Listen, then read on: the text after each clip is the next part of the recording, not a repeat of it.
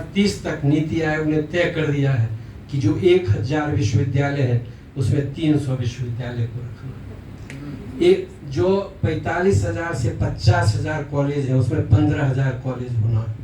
नीति आयोग ने तय कर दिया है कि सारे कॉलेजों का एफिलिएशन, मतलब कोई भी कॉलेज विश्वविद्यालय से संबद्ध नहीं होगा, हर कॉलेज ऑटोनोमस होगा और उसको बोर्ड ऑफ गवर्नर्स चलाएंगे।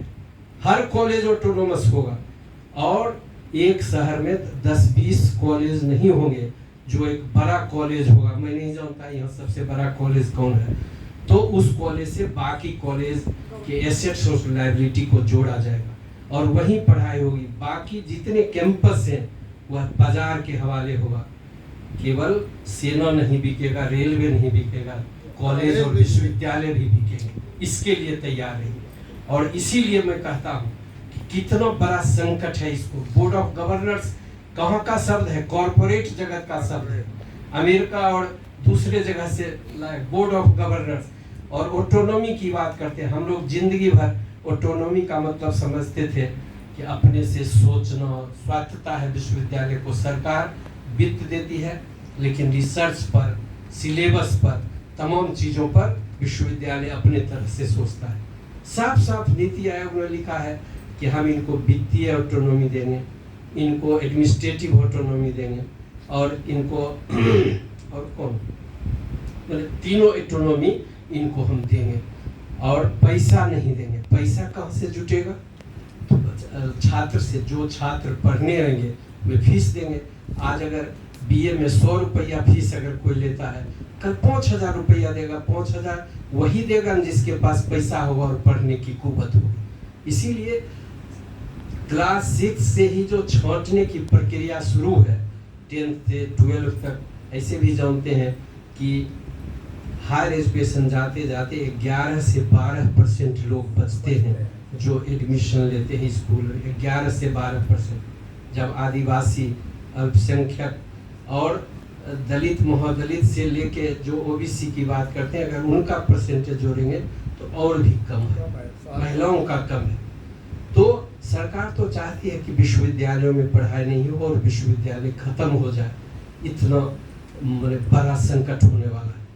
आप अगर आज नहीं जगेंगे तो आने वाला जनरेशन माफ करेगा कि विश्वविद्यालय जब बेचे जा रहे थे तो क्या था, हमारे शिक्षक, हमारे संगठन चुप थे। यह चुनौती है आपके सामने। इसलिए मैं संगठन कहता हूं कि संगठन खड़ा कीजिए और सब लोग बोलिए। सब लोग लड़ नहीं सकते हैं तो बोल तो सकते हैं। हम लोग एकताबद्ध, अपनी मुट्ठी भींच के अपनी एकता तो प्रदर्शित कर सकते हैं, प्रदर्शित कर सकते हैं। और जो चोर होता है, बेईमान होता है, जो डरा हुआ शासन होता है, जो बैकडोर से काम करता है, जब जनता खड़ी हो जाती है वह तुरंत नीचे आ जाता है। इसीलिए डरी हुई सरकार है। आप समझते हो बहुत अपार बहुमत की सरकार है। आप खड़ा होकर देखिए, किसानों ने बता दिया कि कोरोना काल में जो 3 फार्मूला लाए थे उसको कैसे वापस लेना पड़ा। वह किसानों की एकता और एकजुटता और लड़ाई का प्रतिफल था। आप और हम भी कर सकते हैं। यह कुव्वत और अंदर से यह समझ डेवलप करना होगा, तभी मान लीजिए आप भी बचेंगे और आने वाला जनरेशन भी बचेगा। इसीलिए मैं बार बार कहता हूँ कि यह न आपका सवाल है न हमारा सवाल है। जब हम शिक्षक से अलग कहीं संयुक्त मंच पर भाषण करते हैं तो हम दूसरे लोगों को भी कहते हैं कि शिक्षा केवल शिक्षकों का विषय नहीं है, छात्रों का विषय नहीं है। समाज का कोई वर्ग, चाहे अमीर हो या गरीब हो, इस शिक्षा से अछूता नहीं है।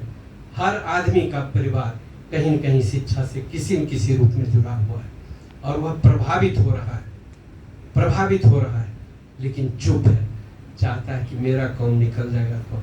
और अब तो बोलने में वास्तव में लोग डरने लगे हैं, क्योंकि अगर बोलिएगा तो बुलडोजर का सामना करने के लिए भी तैयार रहिएगा। हम लोगों ने अमृतसर के एग्जीक्यूटिव मीटिंग में 24 अप्रैल को मीटिंग हुई थी, उसमें फैसला किया था कि पार्लियामेंट के सामने हम लोग प्रोटेस्ट करेंगे न्यू एजुकेशन पॉलिसी को लेके, और कुछ सवाल हैं देश के अंदर विश्वविद्यालयों में, जैसे कैश में प्रमोशन की बात है, ओरिएंटेशन लिटरेचर के एक्सटेंशन की बात है, जो पीएचडी कंपलसरी किया गया है प्रमोशन में, वह सवाल है, और इंक्रीमेंट और तमाम सवाल हैं। उन सवालों को लेकर हम ऑर्गेनाइज कर रहे हैं। पहले एआई फुक्टो को जगा रहे हैं, 15-16 को हम लोग डूटा, जो जुनूटा है, जेएनयू के टीचर्स, डूटा के टीचर्स, जामिया मिलिया के टीचर, अलीगढ़ यूनिवर्सिटी के टीचर्स के साथ और तमाम स्कूल के टीचर्स को साथ करके एक मीटिंग करने जा रहे हैं कि इतना बड़ा प्रतिरोध खड़ा करो कि सरकार की नींव हिले। बिना नींव हिलाए यह सरकार मानने वाली है। अगर किसानों की बात सरकार मानी है तो उनको पता था कि आने वाले चुनाव में ये हिला के रख देंगे। बेईमानी से जीत जाना, सरकार बना लेना अलग बात होती है। इसीलिए इसके लिए तैयार होना है, और आप जब अपने लिए लड़ते हैं वह समाज की लड़ाई बन जाती है। आपको अपने लिए लड़ना है, और वही लड़ाई समाज के परिवर्तन की, सत्ता को थ्रेट करने की लड़ाई होगी। इसके लिए आपको तैयार होना है। इसीलिए हम ज़्यादा बात कहना नहीं चाहते, लेकिन शिक्षा नीति को एक बार जरूर पढ़ के देखिए। आपको लगेगा कि मेरा भविष्य खत्म है। अगर विश्वविद्यालय के से कॉलेज का संबंध है, कॉलेज में प्राइवेट बोर्ड ऑफ गवर्नर्स रहेगा, और रिसर्च जो लोग कर रहे हैं, जो पीएचडी कर रहे हैं, और एमफिल तो खत्म कर दिया। आप जानते हैं कि एमफिल क्यों खत्म हुआ? जब हम लोगों का वेतनमान का आंदोलन चल रहा था, उसी दौर में ऑक्युपाई यूजीसी आंदोलन छात्रों का चल रहा था। जेएनयू में सारे स्कॉलरशिप बंद किए जा रहे थे। उस समय कौन थी? स्मृति ईरानी शिक्षा मंत्री थी। उसने पार्लियामेंट में जवाब दिया था कि नहीं, एमफिल बंद नहीं होगा, स्कॉलरशिप बंद नहीं होंगे। सरकार पार्लियामेंट में बोल के सब कुछ बंद कर दी। क्या विश्वास किया जाए इस सरकार?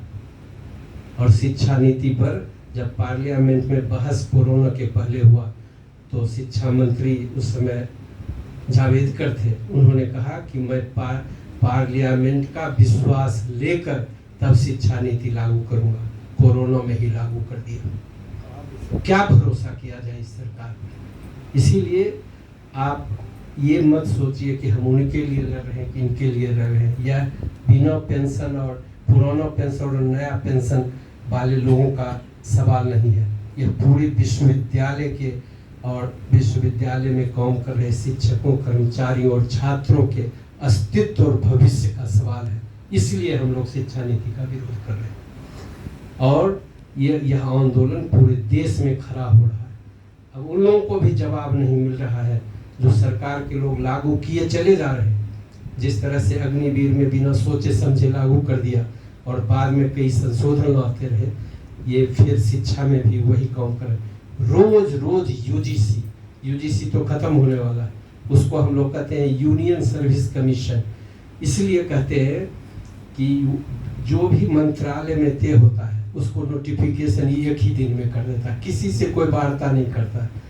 और अब तो यह ट्रेंड बनता, यह पहली सरकार है कि दर्जनों पत्र देने के बाद भी पत्र का जवाब नहीं देती। एआई फुक्टो ने सारे मिनिस्टर्स को लिखा कि वार्ता होनी चाहिए, कोई वार्ता नहीं।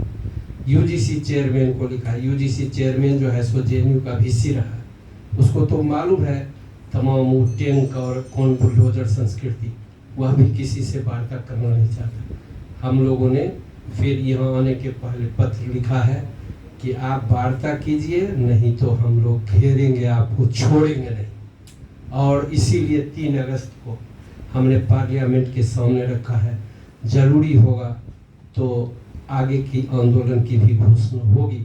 एक बार चाहते हैं कि दिल्ली में सब लोग इतनी संख्या में जुटे कि सरकार को लगे कि नहीं, अब कुछ अगर नहीं सोचेंगे, वार्ता नहीं करेंगे, जरूरी चीज़ों में संशोधन नहीं करेंगे, तो शायद ये लोग मानने वाले नहीं। और हम लोग वास्तव में अगर बुद्धिजीवी की भूमिका में रहे, हम लोग ऊंच नीच और इधर उधर हिंदू मुसलमान से लेके अगर आप पिछड़ा के चक्कर में नहीं पड़े तो इस सरकार को वास्तव में चुनौती दे सकता है देश का शिक्षक। आप वह ताकत है।